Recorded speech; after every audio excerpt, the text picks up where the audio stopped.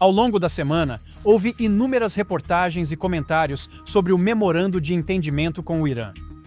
Ninguém tinha visto o documento, mas todos já previam que estamos caminhando para um desastre de proporções bíblicas. Antigo Testamento, coisa de verdadeira ira de Deus.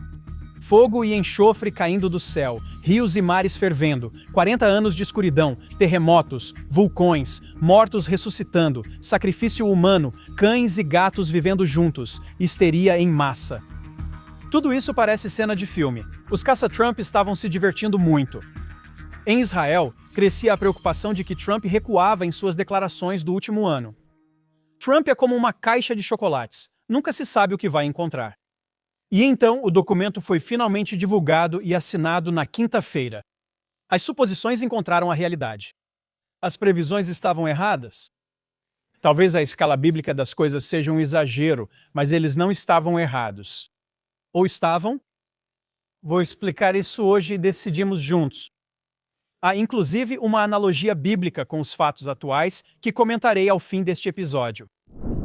Então, da noite de quarta para quinta-feira, o cenário da mídia mudou completamente. O jogo de adivinhação acabou oficialmente. Enquanto comentaristas previam caos ou paz total nas redes sociais, o memorando de entendimento foi divulgado e assinado um dia antes do previsto. Donald Trump assinou o documento oficial de 14 pontos online no Palácio de Versalhes, de todos os lugares, e isso já pode ser um mau sinal. Enquanto o presidente iraniano Masoud Pezeshkian assinou em Teherã. O jogo de adivinhação terminou. O Oriente Médio agora está em um relógio de 60 dias correndo. Segue os principais pontos do entendimento. Primeiro, os combates cessam de imediato em todas as frentes, incluindo a guerra no Líbano.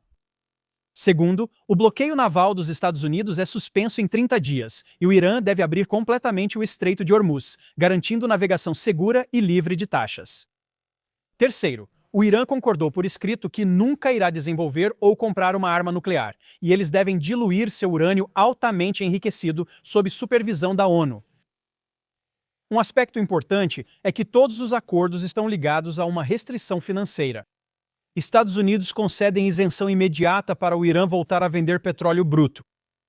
Eles ainda não recebem alívio total das sanções, que continuam sendo mantidas como refém.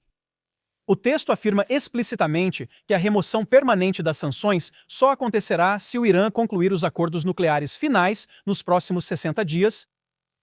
Mas também existe a possibilidade de uma extensão adicional de 60 dias. Quanto ao fundo de 300 bilhões de dólares para a reconstrução do Irã, Trump afirmou categoricamente que os Estados Unidos não vão pagar um centavo sequer nisso. O dinheiro, porém, virá dos países do Golfo e de ativos congelados. O que isso realmente significa? Há quem chame isso de uma aurora histórica de paz. E além das manchetes, os principais envolvidos, bem, eles não estão sorrindo. O presidente do parlamento iraniano já declarou que os Estados Unidos não são confiáveis, e lá, o dedo dos iranianos continua no gatilho. E Trump, ele deixou claro que se o Irã violar um único termo durante essa janela de 60 dias, ele vai bombardear eles sem piedade. Gostamos desse tipo de linguagem. Diferente de um filme ou da mídia, ou das reportagens da mídia, na vida real existe algo chamado fatos. À primeira vista, comparado à retórica usada desde o início da guerra, não parece bom. Israel obviamente não está satisfeito com as circunstâncias. O governo de Israel deixou claro que não é signatário nem vai se comprometer com as condições, enquanto o Hezbollah continuar violando o cessar-fogo atual. O mais fácil agora seria espalhar avaliações negativas, algumas de propósito para causar divisão entre conservadores nos Estados Unidos e também criar uma cisão entre o governo dos Estados Unidos e Israel. Não é por acaso, aliás, que Megyn Kelly acabou de desafiar o vice-presidente Vance com declarações de um repórter israelense, Inoon Mangal, do Canal 14, que ela afirmou ser porta-voz de Netanyahu. Pura bobagem. Ela nunca tinha ouvido falar dele antes. Ela recebeu essa informação de um jornalista israelense de esquerda, porque são os únicos que diriam algo assim, já que têm interesse em causar discórdia e enfraquecer Netanyahu. Fazer reportagens ou comentários é fácil sem responsabilidade. Não exige nenhum esforço olhar para a tela e prever um desastre total. No meu podcast, já mencionei várias vezes como nós, no Ocidente, somos condicionados à satisfação imediata. A sociedade moderna não tem paciência para estratégias que demoram a amadurecer. Muitos estão expressando uma decepção extrema, fazendo as pessoas sentirem que, de alguma forma, fomos traídos por Trump. Prefiro evitar esse caminho perigoso. Eu não sei se esse memorando é a coisa certa, e certamente me recuso a me juntar à multidão que se entrega a um pessimismo barato e imerecido. Então, o memorando é bom ou ruim? O cessar-fogo é algo bom? Como eu disse, eu não sei. Eu sei que adoraria ver os ayatolás de joelhos ou, melhor ainda, em seus leitos de morte, vendo eles sofrerem e não o povo iraniano.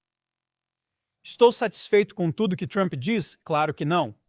O que ele falou na França sobre Israel, Líbano, e como ele acha que o líder terrorista do ISIS, agora chefe da Síria, lidaria melhor com a situação, é repulsivo. Agora, eu não estou satisfeito com a forma como Israel se comportou com o Líbano e com o Hezbollah. Deveriam ter feito esse trabalho mais rápido, isso nunca termina. E quando isso acontece, lança uma luz negativa sobre o grande acordo, e esse é o acordo com o Irã. Vou te dizer uma coisa, Israel está lutando contra o Hezbollah há tempo demais, e muita gente está morrendo. Você não precisa destruir um prédio inteiro para procurar alguém, pois muitos moradores não são do Hezbollah, posso garantir isso. E eu sugeri a Israel que deixasse a Síria cuidar do Hezbollah. Porque, para ser sincero com você, acho que eles fariam um trabalho melhor nisso. Sinceramente, acho que, com base nisso e em outras coisas que ele disse no último ano sobre Israel, ele ou as pessoas ao redor dele estão expostos ou lendo conteúdo demais do Haaretz ou do New York Times. E isso não é nada bom. Mas há muitas outras considerações a serem levadas em conta. Só o tempo dirá se isso é realmente um divisor de águas em relação ao passado. Então, o melhor a fazer agora é dar um passo atrás e olhar para o que realmente está sendo proposto.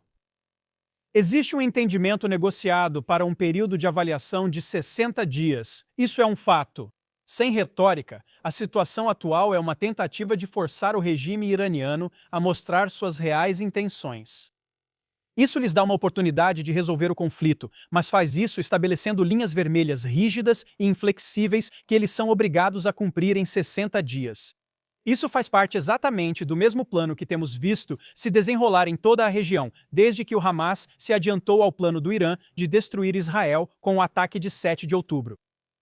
Então olhe para Gaza, onde um comitê internacional foi trazido para assumir e começar a restauração, mas sob uma condição inegociável. O Hamas precisou se desarmar totalmente. Depois houve o acordo com o Hezbollah, proxy iraniano no Líbano, exigindo que permanecesse ao norte do rio Litani e cessasse ataques a Israel. Mas como a história nos ensinou, o papel não importa. O que importa é como o acordo é cumprido. Por décadas, o Ocidente permitiu que organizações terroristas, sob disfarce governamental, desrespeitassem acordos internacionais sem serem responsabilizadas. Os acordos de Oslo foram o maior exemplo. As resoluções da ONU que criaram a UNIFIL no Líbano foram uma piada. As restrições nucleares ao Irã foram violadas repetidas vezes, com a comunidade internacional ignorando ou aceitando deliberadamente essas violações para proteger o suposto bem maior do acordo. Teherã segue um manual testando nossa determinação para ver até onde pode ir sem consequências. O foco deve ser esse. A verdadeira história não está nas manchetes histéricas nem nas especulações dos comentaristas. O essencial agora é como o memorando será aplicado, quão rigorosamente o regime será cobrado e como os Estados Unidos reagirão na primeira vez que o Irã cruzar, e eles vão cruzar, uma linha vermelha. Neste caso, vemos que Trump, tanto em Gaza quanto no Líbano, manteve os Estados Unidos ao lado de Israel. Israel não vai mais tolerar violações e os Estados Unidos sempre nos apoiaram. Agora, há aqueles entre vocês que vão apontar que Trump expressou descontentamento ou raiva, ou seja lá o que a mídia relatou que ele disse. Sim, ele confirmou parte dessas declarações e fez comentários incomuns, como mencionei em Paris. Em Israel, há aqueles que apontam que ele tem sido rude com Netanyahu e que tem sido abusivo em seus comentários sobre Netanyahu. Mas e daí? Quem liga para o que ele disse? O que importa é o que ele faz. No nosso caso, ele não segurou Israel. Biden afirmou que estava nos apoiando no primeiro mês da guerra contra o Hamas, assassino e genocida. Mas então descobrimos que sua administração se recusou a dar a Israel as armas necessárias não só para lutar nossa guerra, mas para derrotar o inimigo e, em um caso, até impediu o envio de armas que já havíamos pago. A ONU prometeu conter o Hezbollah no Líbano e impedir sua presença no sul, ao longo da fronteira com Israel, em troca da retirada israelense na Resolução 1701. Foi o que eles disseram. O Hezbollah construiu fortalezas subterrâneas na região sob observação da Unifil e lançou mísseis contra áreas civis israelenses próximas às posições da ONU. A União Europeia garante os acordos de Oslo. Ela se compromete a garantir que a OLP cumpra o acordo. Na realidade, eles não apenas permitem consistentemente que a autoridade palestina expanda cidades e vilarejos árabes, como também incentivam ativamente essa expansão em áreas que, segundo o acordo, deveriam ser dedicadas a Israel. Sem mencionar a violação básica de reconhecer um Estado árabe antes mesmo de eles cumprirem suas obrigações sob os acordos. E nem me faça começar a falar sobre as organizações afiliadas à ONU, como a UNRWA, que foram criadas para melhorar a vida dos refugiados árabes da Guerra de 48 e ajudar na sua educação. Na prática, eles incentivam a violência, com pelo menos 100 de seus membros documentados, ajudando nas atrocidades cometidas por gazenses em 7 de outubro. Eles anunciam claramente uma coisa e depois fazem exatamente o oposto. Trump vai dizer o que tiver que dizer e nós em Israel vamos fazer o que precisamos fazer. Me poupe do que Trump fala ou deixa de falar. A hipocrisia de muitos, principalmente da mídia, é inacreditável. Aqueles que repreendem e criticam Trump a cada passo, em cada postagem nas redes sociais e a cada sílaba do que ele diz, são como Statler e Waldorf, sabe? Aquela dupla de críticos rabugentos na varanda do Muppet Show, com suas opiniões choronas, excessivamente negativas e a tendência de ficar provocando os outros o tempo todo.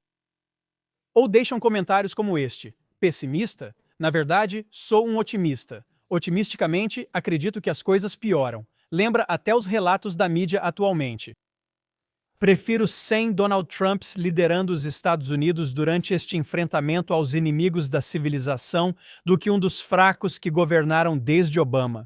Eu preferiria ter uma noite épica de americanos comemorando o UFC 250 no gramado da Casa Branca com um sobrevoo da maior força aérea do mundo do que ver essa imagem dos militares dos Estados Unidos fugindo do Afeganistão enquanto abandonam tropas e aliados americanos. Claro, a mídia e os hipócritas da esquerda reclamam do evento. Existem mentiras, malditas mentiras, e por fim, os esquerdistas. Eles nunca tiveram problema com isso enquanto isso acontecia no gramado da Casa Branca, projetando uma imagem de um Estados Unidos fraco, pervertido e confuso. Não surpreende que o ex-presidente Obama tenha comentado sobre a situação no Irã. Em retrospectiva, isso serve como um lembrete de que, em muitos problemas difíceis de política externa, a ideia de que podemos simplesmente impor nossa vontade ou bombardear até encontrar soluções, às vezes pode parecer atraente, mas o fato é que dedicar tempo para explorar a diplomacia e esgotar as possibilidades de chegar a acordos que não resolvem 100% do problema, mas resolvem 80%, 90% do problema, enquanto evita a necessidade de ir para a guerra. Você pensaria que já teríamos aprendido, mas parece que precisamos reaprender de tempos em tempos. É exatamente essa atitude derrotista, de perdedor, que levou os Estados Unidos quando ele era presidente. Que a embaixada na Líbia foi invadida e o embaixador capturado por uma multidão de assassinos islâmicos doentes que o estupraram em grupo e arrastaram seu corpo pela cidade de Trípoli. Explique esse evento. Israel também te arrastou para isso? O documento ainda nem foi assinado e, já na terça-feira, o primeiro-ministro britânico Starmer estava falando sobre um avanço e planejando como lucrar com esse regime no Irã. Os preços do petróleo já caem, então entendo a empolgação dele. Assim como os preços de perucas e tupês. Parece que a principal fonte de renda do Irã mudou do petróleo para cabelo humano, cabelo retirado de opositores executados do regime, justamente aquelas pessoas de quem ninguém mais fala. Meu problema não é o Trump, e sim os incompetentes na Europa como Starmer. Avanço pela paz, me poupe. Eles boicotam rapidamente israelenses que vivem e atuam na Judéia e Samaria, mas aceitam ayatolás cruéis e assassinos. Quem exporta o cabelo de pessoas que acabaram de assassinar? Os franceses bloquearam armas israelenses em exposição em Paris, mas no ano passado receberam com honras o líder assassino do ISIS da Síria. Lidamos com hipócritas, nações dispostas a bajular regimes e grupos islâmicos fanáticos, assassinos e traiçoeiros. Eles vão fingir que não veem, assinar acordos e tratar esses atores como parceiros legítimos.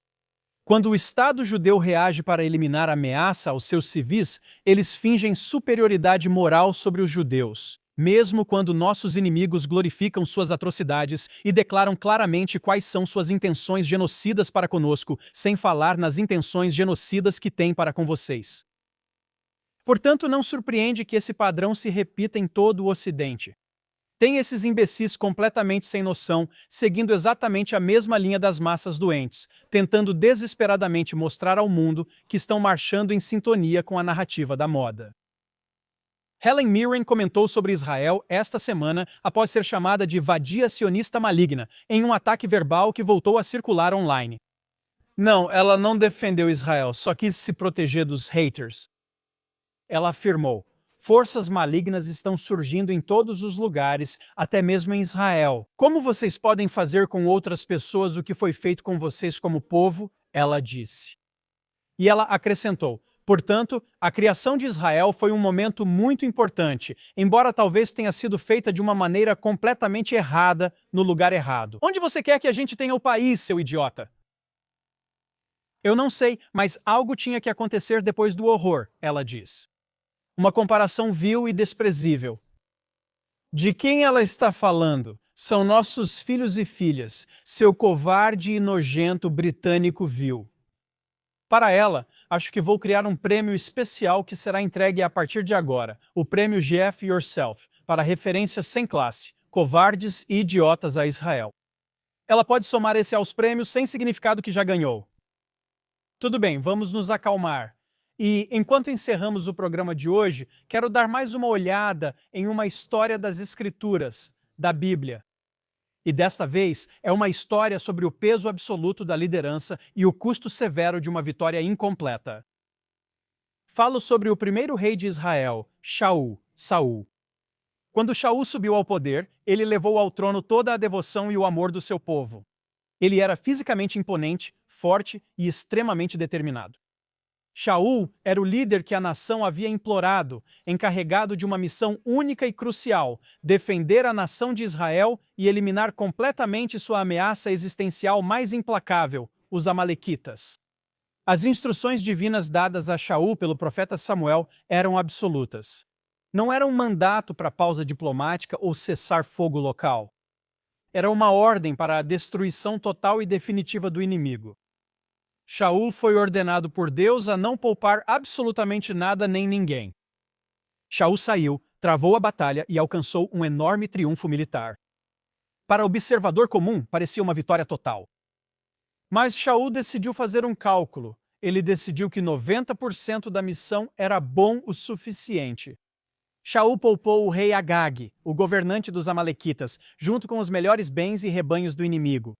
Ele preferiu o meio-termo à conclusão completa. Ele poupou o líder inimigo, acreditando que lidaria com as consequências à sua maneira. Quando o profeta Samuel o confrontou, Shaul não viu o problema.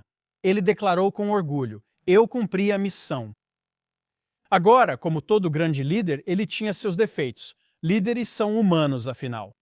O problema é quando esses defeitos levam você a falhar em uma instrução divina clara.